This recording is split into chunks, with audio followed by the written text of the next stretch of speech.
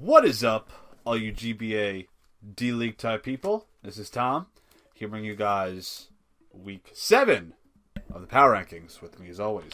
What's up, guys? Aster back once again, and we don't have a lot of movement in our lists this week. Actually, they're almost identical. It's kind of funny. We pretty much put everybody almost on the same level. All right, we're gonna jump on our number 12. The who played this week? Was it Dallas? Was it Sohan? I'm not quite sure. It was Sohan. At this point, I mean, we're gonna start talking less and less about the bottom teams, just because I'm pretty sure Sohan has been eliminated from playoffs. Yeah. He brought Lee Vandy for the first time to Shitmon. He started the game 5-6 once it went down. He was 4 or 5 HP away from Vikavolt, just pretty much sweeping his entire team, which that would have been cute. Interesting. Which it doesn't really surprise me anymore at this point. The Rindaberry tech was pretty much the only thing I liked about this match. You know, seeing Manaphy go against a copy Manaphy, which was a Ditto, live the +3 energy ball with the Rindaberry, and then knock it out with, I think it was the energy ball itself. That was cool to see.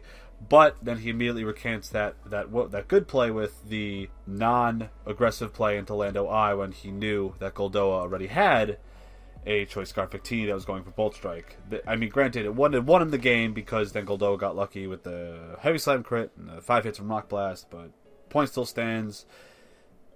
Another loss, I guess. Yeah, but in this case, I think that Sohan prepped adequately.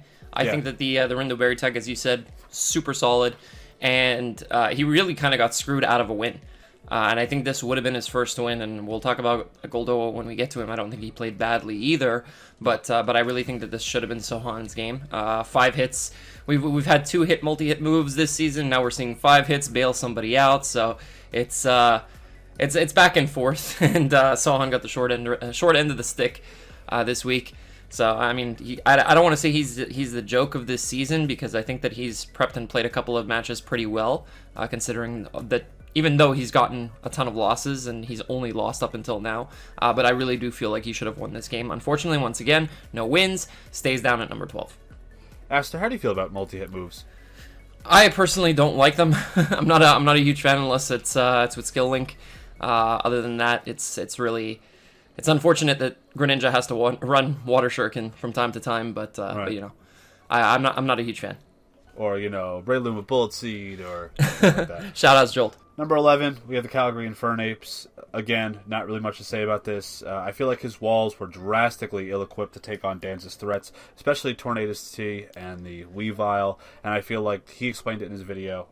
Once the Clefable went down early, it was pretty much a domino effect that Danza just took advantage of and knocked out his team one by one.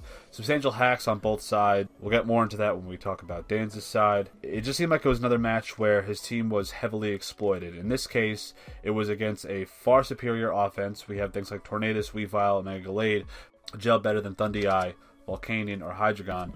And I think the rocks really pressured a lot of his offense, mostly to the point where Tornadus or Volcanion were going to be effective, but not necessarily both.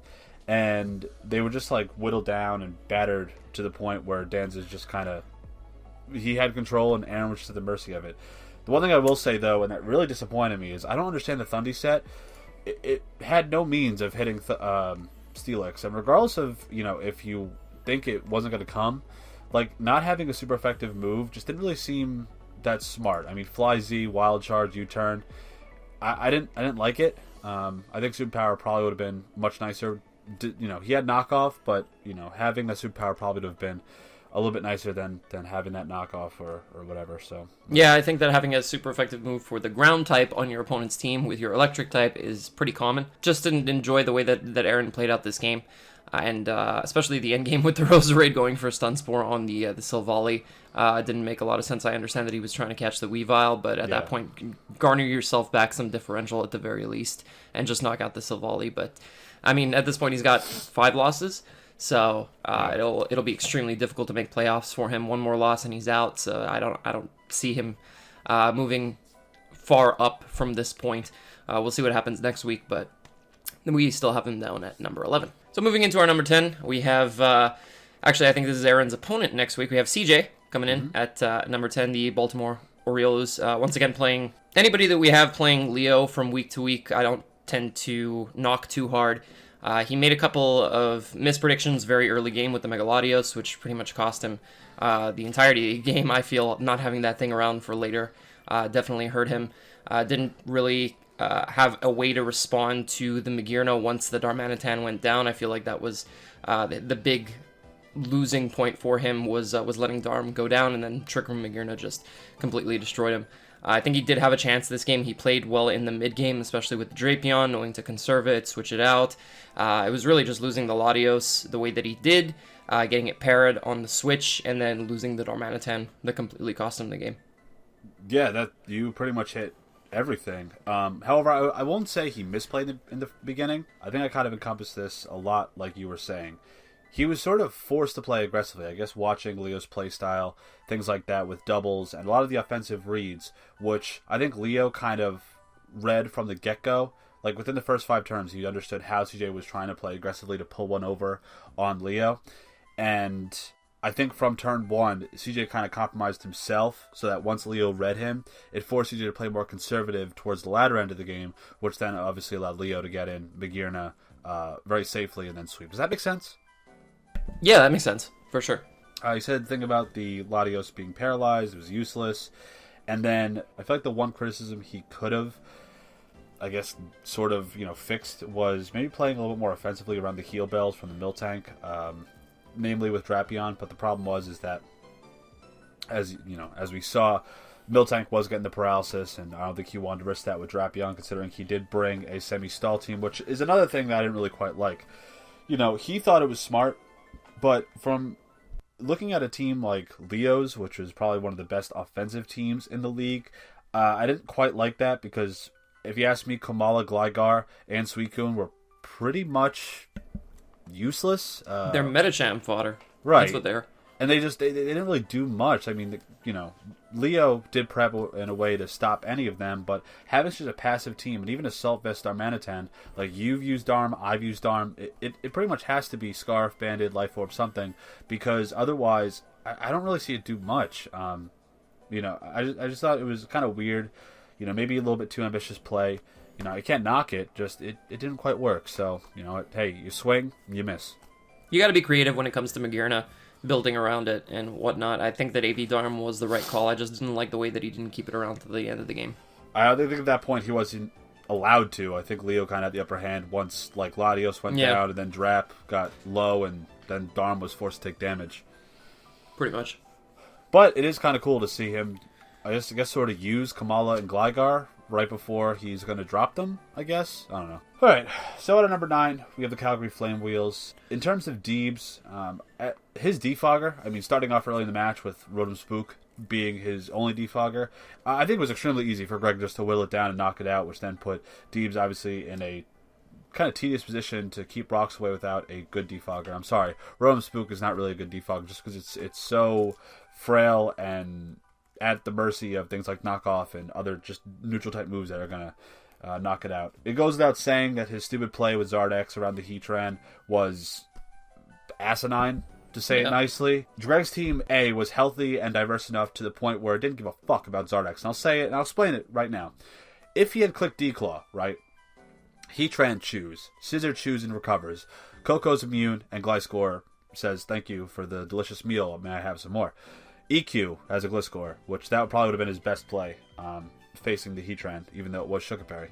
Then, of course, we had Flare Blitz, which Toad says, yummy. Gliscor is obviously Gliscor, and Tran, which, as we saw what happened, forced him to pretty much sack off his Zardex. I didn't like that. I think that was the turning point, and Deebs recognized it. However, the one thing I will say is that because of this match, he did break his losing streak, so congratulations. Just not in a good way. Right.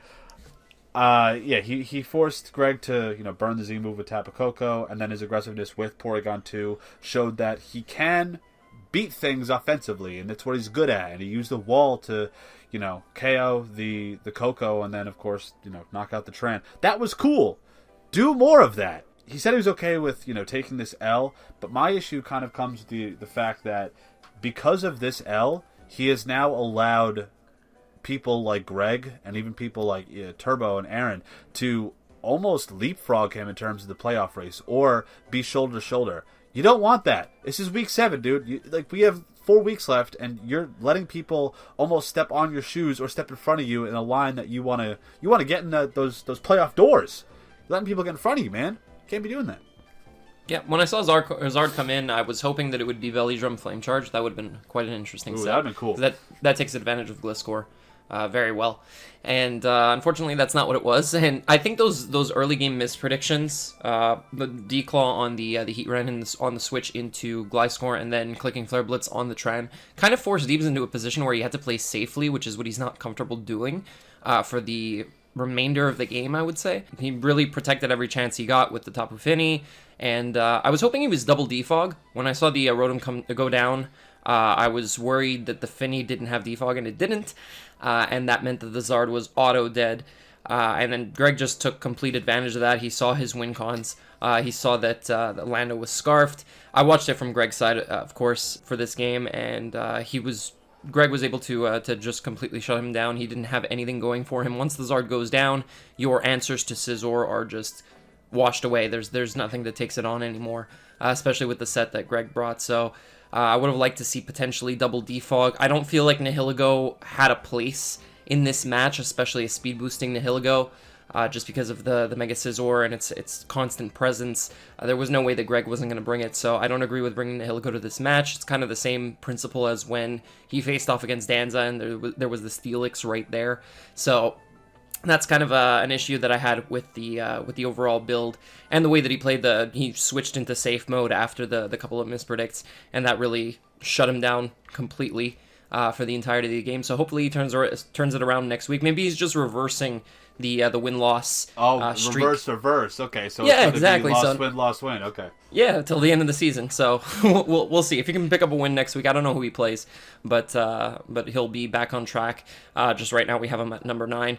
So, Turbo once again this week. Once again, we don't have an upload to base ourselves off of too much, but I feel like he went in too early with a lot of stuff, especially things like the Azu when the Lopunny was still around with Fake Out and Quick Attack, as we know from seeing Randy's side. And he almost got the kill on the Lop with the Embor and picked up the W there, but Lop, of course, was properly trained, lived on 1, kind of like mine living on 2 last season. And yeah, I feel like he was never able to get a grasp over control of the game the entire time. He was really just in a position where he had to go all in with Belly Drum Azu, and when that failed, he had nothing left. Really left it up to Embor. I feel like if he was double Scarf for sure, if the Kyurem Black was Scarf, then he would have picked up the win. Just clicked Outrage twice and he would have had it, but when you see a Latios on the other side, you can only assume that it's going to be Scarfed itself. Unfortunately, Randy's was Life Orb, so that's an L for the Phoenix Midnights this week. But I don't know, what do you think he could have done differently? I'm not really sure there was much. Like, we've seen again him go aggressively into the Mega Aerodactyl, which I'm pretty sure, like Zezo pointed it out, and even other people, he's caught with that because his team is so weak to ground. But it's almost become to the point that he's doing it and it's working-ish, but also if a coach is keen enough to kind of smell it out, the Mega Arrow, or I guess Arrow at that point, would just be done for. I also don't think that he was trying at one point, like in the middle of the match after the Azu had, really belly drummed, and where we see him make like really good reads or even take the opportunity to explain himself in his videos, which obviously we haven't seen in previous weeks. I feel like he was sort of on autopilot, and I think he was sort of lucked out by the air slash miss, because had that hit from the Celesteal at the point that it was at with +2 everything, attack, speed, special attack, I think that it pretty much would have just been a higher differential loss, talking like 4-5-0, not a 2-0. So, but at this point, I kind of think that him not uploading is becoming an issue, whether it's for us, obviously the analysts trying to watch the power rankings, or his opponents trying to see like how he played or what he thought. And even for the fans, I mean, I'm sure they want to watch the other side, or at least watch his videos. So I don't know what's going on. I guess I'll have to get to the bottom of this one. Get the mystery machine together. Scooby doing Scooby snacks. Got to go solve a mystery. That's it on Turbo. We're gonna move on to Los Angeles Clefable. I do like that. Greg, he tailored his Heatran extremely well to handle a lot of Deebs' threats. We're talking about the Heatran was tailored to take on the Fini, We have the Coco, which is very nice against the P2. I like that taunt, Nature's Madness set to ensure that it couldn't recover and other stupid bullshit. And it really kept Deebs' bulk in check and whittled down to the point where Greg knew he could take it out at some point. The Life Orb Rain Dance Seismitoad was really cool. It didn't quite claim lives as much as he thought it would, but to ensure that it wasn't just Feeny Calm Mind bait was nice to see from Greg. I like that innovation that he's still trying to hold on to despite his record. He never really was in a position to lose, or at least in a legit position to be threatened by Deebs' offense, especially after that Zardex mishandling.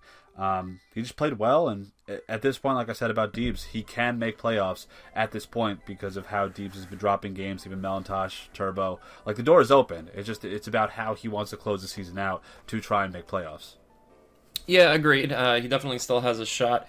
The issue that I have with Greg is mainly, and I've mentioned this before, is when he's live comming, he sort of goes off the rails in terms of his thought process. Here he didn't do it as much, but there were still instances where I didn't understand the plays that he was making, namely near the end game, which obviously didn't cost him, but the Seismitoad going for the Rain Dance on the Finny, if he ran the Calix, he could clearly see that he was not going to be doing any damage, even with Sludge Wave, and that it would eventually just end up being Seismitoad dead, Finny still alive, and with Calm Minds up, which is exactly what happened. So I'm not too sure about that. We obviously both did move him up 2 spots, but it's mainly because Turbo and Deebs did not perform well at all this week. Greg still has to show me a little bit more, but he definitely did a good job leaving himself in a position to where he could win with the Mean Shao or the Scizor at the end of the game. So multiple win cons, obviously very good. Nice Shuka Tran, I really like that. Obviously that berry can get broken very easily considering Deebs' team. We saw HP ground from the P2, so that could have been an issue if Deebs didn't decide to play his Zard X as aggressively as he did early in the game. Could have been a real issue for Greg, especially if he got up a Dragon Dance. I'm not sure, was he Dragon Dance? I think he was. Maybe it was Swords Dance. I think it was one of the two. So me and Xiao could always revenge at the end of the day if it wasn't Dragon Dance, but either way, I didn't necessarily think that having Tran as your check to Zard was the smartest idea, but it worked out for him, and he played solidly enough to pick up the win. So if he continues that, I'd prefer he do post-comms personally. That's just me, because I feel like he's really clear, concise as to how he plays, what plays he makes, and explaining them. Does a really good job, but I don't know. I'm a fan of both, but I think that he's better off doing post-comms. That's just me. So, Melon put himself in a position in this game to where he could no longer win, mainly because he let his biggest breaker go down on a very, very dumb prediction, bringing it in on the Zapdos Thunderbolt and immediately dropping. It wasn't Mega Evolved. Once again, he loses the Sun before he gets the ability to Mega Evolve. And having that Sash... Yeah, and having that Sash Victory Bell in the late game could have definitely helped him out.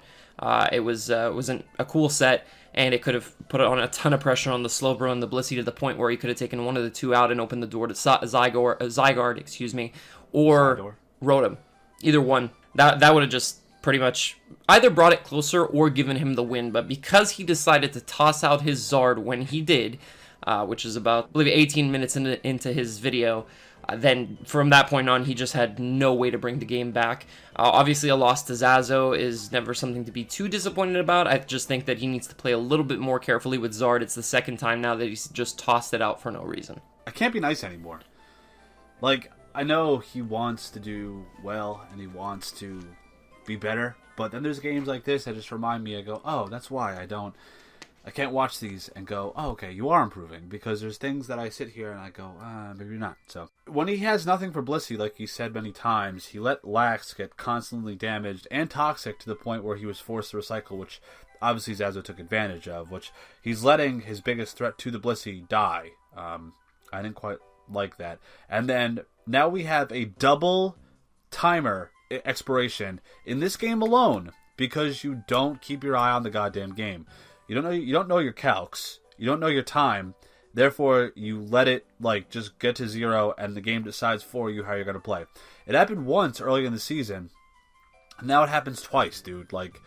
You gotta fix yourself, man. You gotta be more aware of what you're doing. You see other guys live comm. They don't have this damn issue. They don't timeout constantly because they don't know what the fuck they're doing. They don't know what calcs they have. They don't know what their mons do even. Like, it's frustrating. It really is, because I'm sitting there going 5, 4, 3, 2. What are you doing? And then 0. So, at this point, I guess you said it. Threw away Zard, which made Victory Bell useless. Which basically, he minus two mons off of 1 KO. It's like he's playing TCGO at this point. And then at the end game, he said he has a chance to win with Zeisnek. He was facing a healthy Zapdos, which is bulky as fuck anyway, and then he was facing a full HP, non-toxic, non-anything Slowbro. No, that's not what Zeisnek does. Not happening. That's not what Zeisnek does, even against 2 mons like that. No. Games like this is why, like I said, I continue to question why will maybe make playoffs or what impact he'll have in playoff. It's weeks of suspect play, of mistakes, of little things that can be fixed, but just don't, dude. Like, you can't be bailed out by Showdown, especially when you're in this league. Like, you gotta tighten it up, man. I don't know other way to say it. Now we're gonna talk about Turbo's opponent. Renny played extremely aggressively early with the Mega Lop, which could have cost him Mega Lop, but I think he kind of understood that Turbo wasn't going to attack straight up what was in front of him. I liked it. Maybe it was a little bit... It could be risky against other players, but I like Randy taking that sort of chance. Every time Megalop hits the field, Aster, does it always click Fake Out with Randy? I think so. I think so too. At this point. It's like it's so common. He just hits the field. Okay, Fake Out. All right, I'm going to switch it out. Comes back in. All right, Fake Out. Fuck it. Just over and over. It's a free flinch. It is. Why wouldn't you go for it? Because you look at his match against Goldoa. If he had to click high jump kick once, not Fake Out, he could have maybe won the game. It's just true. I guess it's more of a suspect trend that I don't want it to cost him later on in the playoffs, assuming he makes it. The autotomized Cell Stealer, I think, was absolutely perfect this week, and despite the air slash miss, probably would have swept the rest of Turbo's team. The 1 HP roll live with the Mega Lop against the M board, that was clutch as fuck. And then, that was deserved, honestly, for the air slash miss. Yeah, right. But without that air slash miss, I think, like I said, from Turbo's side, a 3-4-0 probably would have been the ending of that instead of like a 2-0 victory. But Randy played well against a struggling opponent. That's it. Yeah. The difference between Randy and Turbo, I feel, is that Turbo sort of has a pattern in his play. Despite the fact that he makes aggressive plays, I think that he does it a little too often and at very optimal points for him in the game. Whereas Randy is sort of just, as we explained last week, he lets his walls take the damage early on. He finds out what everything is. He uses the Lopunny to sort of put the game into his pace in the way he wants to play. And there's not a noticeable pattern with his play. And I think that's really where Turbo fell short this week, is that he made obvious plays. He left in the arrow against the Mamoswine, let it take the shard, and he let everything get whittled, and he also could have gotten swept by the Celesteela, and he didn't. Luckily for him, he did dodge the air slash, but he still ended up with a loss. And Randy just played solidly, honestly. All of his sets were really good. I liked Quick Attack on Lopunny. It was a really good pick-off move. It put him in a position to where he couldn't very easily lose to the Azu, and that's exactly what happened. If the Azu had lived the Fake Out, then he still had the Quick Attack to revenge it. So I love the Lop set. And everything else was just super good. He did a really good job. Obviously could have lost to Scarfed Kieran Black in the end game. Called out the fact that he didn't have 2 Scarfers. He was correct, so luckily for him, he was able to pick up a W, and we're going to keep him at number 5 for right now, because it was a very close game, despite the fact that he missed Air Slash, and hopefully he continues this way, and he'll make playoffs if he does. I don't know if you noticed, Aster, but this week, based on our rankings, a lot of the lower tier teams took on a lot of the higher tier teams, at least with a clear differential between high and low. You have the closest ones we have are like Randy and Turbo. We have Melon and Zezo. And Zezo, yeah. You have like Danza and Aaron, top bottom. You have Sohan and Goldoa, top bottom. Then of course you have CJ Leo and CJ. Leo. Yeah. It's such a clear differential, and it really interesting to see how, once we hit Week 7, how teams are on one spectrum, the other. You can say this about any team, any season, any league, but cool to see in terms of our rankings, obviously. So for sure. Anyway, I'm going to get into my number 4. We're going to talk about Zezo first. I haven't moved him yet because, once again, both him and Danza 1. However, I did consider moving him into number 3 and Danza into number 4, despite the fact that Danza didn't lose. I felt like his game was a little bit too close for my liking. Considering that it was against Aaron, whereas Zezo really dominated the game. He just obviously he got the Thunderbolt off on the un-Mega Evolved Charizard Y, which kind of put him in an amazing position for the rest of the game. He was able to keep his walls, and this is what we've been scared of the whole season: is seeing this blissy slow bro crap. And it really just completely dominating the game once the big breakers out of the way, which his mons like Mega Diancie and Garchomp are really able to accomplish for him if he's able to get predictions right earlier in the game. And so I just feel like he really dominated this game, more so than Danza did his, which is why I considered reversing them. But for right now, I'm going to keep them where they are. I mean, top 4 is good regardless. You're going to make playoffs if you keep playing that way. This applies to everybody in the top 4, and I really think that these are 4 strongest teams. But once again, explain to me why you have Zezo up at number 3. You know, he keeps asking me if I'm going to reconsider putting Blissey from Tier 4 back up into Tier 3. Yeah, no, we're not doing that. Thank you. I don't really have much to say about Zezo in terms of his game. There is obviously reason, like you said, to put Zezo at 4 and Danza at number 3.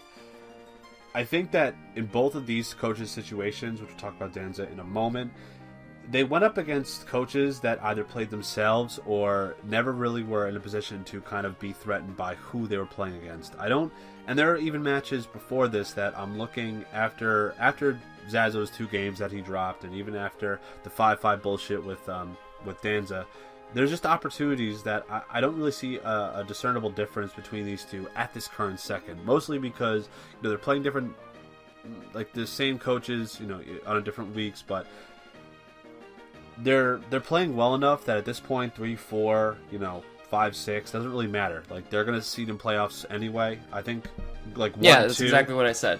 Yeah, like that's the difference. 1, 2, and 3, 4. 3, 4 doesn't matter. Like so, you have them at 3 and 4. I have them at 4 and 3, whatever, vice versa. But at this point, I mean, maybe I just don't want to be the same as you, Aster. We're already so common enough. Why do I want to be exactly like you?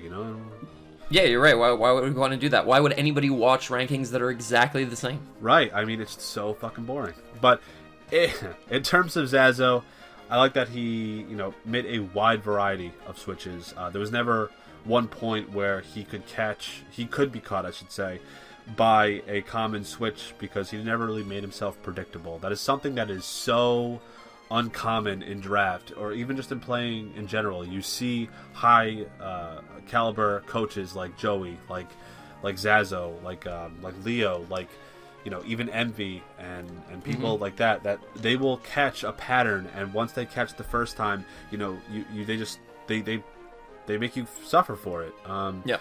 And Zezo definitely did that. Had Melon actually played the game the right way and not, the only thing I will say about Zezo is that Dragonium versus Groundium Z mix-up, don't do that. Because in the playoffs, that could be the difference between a win and a loss. In this case, having Grounding would have mean that the Rotom just completely didn't give a shit about your Garchomp, forced to lock into Outrage, which I don't really think mattered, considering Melon didn't have a Fairy type. Yeah, exactly. There was nothing to do about that anyway.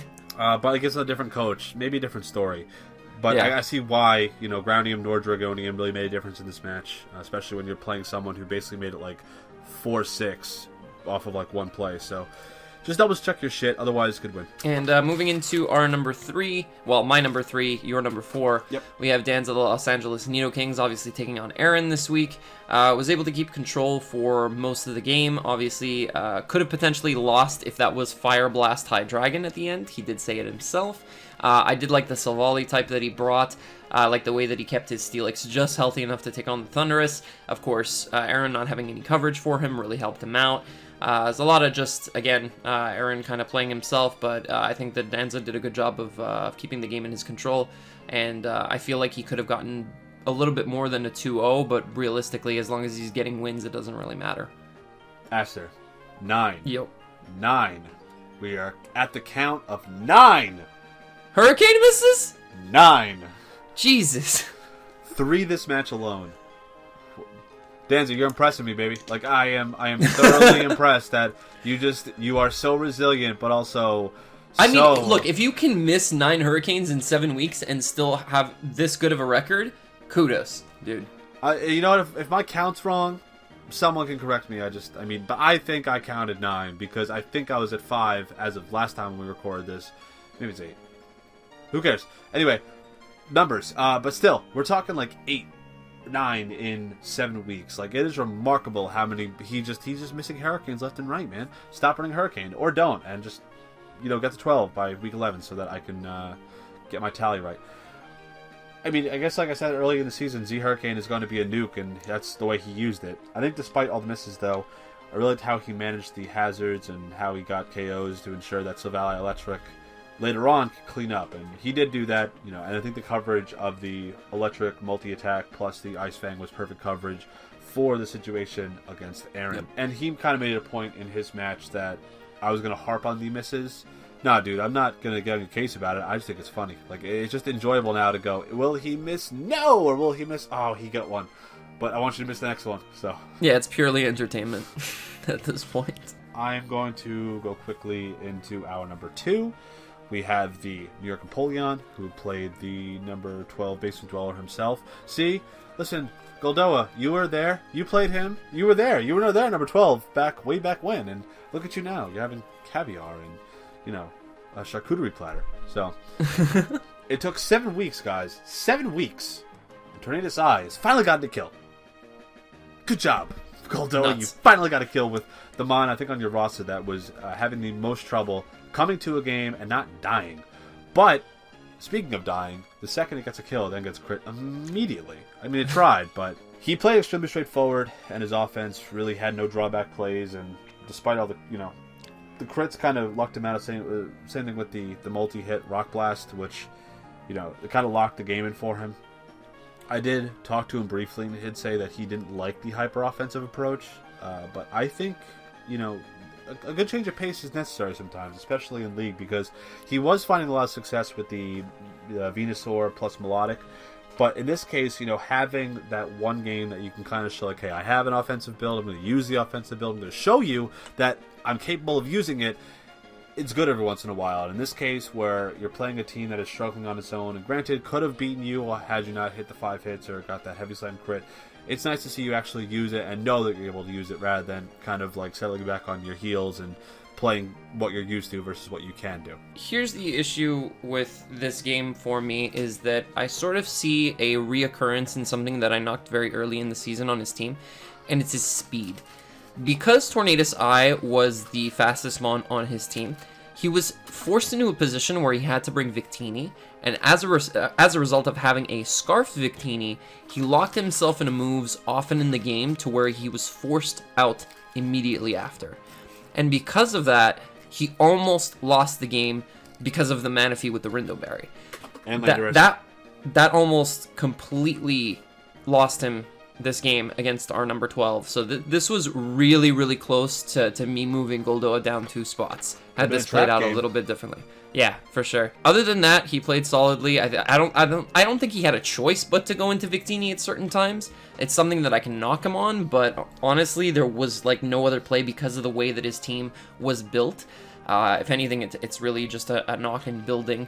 But you can bring Mega Venusaur if there's a Mega Pinsir on the other side. Milotic wasn't really doing much this game, especially because Levani was there and Lando. Latias as well could easily take advantage of it. Manaphy. So there's a lot of things that prevented Milotic from coming. I think the squad that he brought was probably the best squad he could bring. Gigalith was sort of setup fodder for the Lando in the end game, but other than that, him getting the 5 hits really bailed him out there. Otherwise, he would have lost. And he comes out with another W. I'm not really gonna knock him too hard. He won, so that's really all he has to keep doing is winning. If he wins the rest of his games, he'll be champion. So that's pretty much it for Goldoa. Just be careful with what you decide to scarf. That's all I'm gonna say. Yeah, good call. But yeah, moving into our number 1, once again, we have Leo. Leo played a little bit differently than what I'm used to seeing him play. Early game, he really just went all out and ice punched right off the bat. Obviously, his Mega Medicham was a little bit bulkier. There was a good chance that it could live the Draco Meteor from the Latios and the Mega Latios, excuse me. And it turns out that the Mega Latios was a lot bulkier than he expected. And then he just made reasonable plays. I think him going into Nidoqueen was risky. On the Drapion, obviously he was in with, I believe, Cress, so there wasn't too much that he could do, but honestly, if that would have, if that knockoff, or that Earthquake, excuse me, would have crit, or if it would have gotten a little bit of a higher damage roll, if the Nidoqueen would have been taken out, then I'm not too sure how he would have gotten himself back into the game, because the Drapion had to be weakened near the end for him to be able to win that. So that's the one thing that I'm a little bit iffy about. But other than that, of course, as we know, Leo still playing solidly. He's now 6-1. So congrats, and we still have him up at number 1. Yeah, I definitely like the effectiveness and creativity even of the defensive Mega Metacham. Something that I've never seen before, and it was really cool to see it actually see it work. Yeah, and sometimes it doesn't have to run attack investment. No, and it's just that good of a breaker. And kind of along the lines of what you're saying about the Drapion, I think because of the fact that the Drapion was forced to take damage from the Nidoqueen, and CJ sort of knowing in the back of his head that Mega Metacham could live the hit from the Drapion, even Leo sort of knowing the same thing, it forced Drapion out so that Leo then was able to re-establish control in the match, which then, of course, eventually allowed him to get the Magearna sweep. Now, you know, the one thing that I've kind of noticed is becoming sort of a lucky trend for Leo is that despite the fact that if they matter or not, he's getting a lot of crits. We saw a lot against Goldoa that sort of, I guess, bailed him out for some differential points. It didn't matter at all this game, but they could matter later on. I guess you could also attest to that considering Gunk Shot. Yeah. Now, he did leave a note in his video, I believe, saying that 2 high jump kicks would have killed. I know. The thing about a high jump kick is, the more times you have to click it, the riskier it gets. So that Mega Metacham going down on any of those turns against the Suicune on a miss could have been a turning point in the game. Just saying. All right, with that being said, that's going to be the end of the power rankings. I hope you guys all enjoyed. I hope you guys enjoyed. Leave your comments down below. Leave your rankings, all that happy nonsense. And Aster, anything to say? Yeah, no, thanks for watching, guys. Obviously, as you can see, we had a little bit of lower energy, as I mentioned at the beginning of the video, but we're going to be back in full force when we get to the Week 8 power rankings. So until then, we will catch you guys later. Yep, later.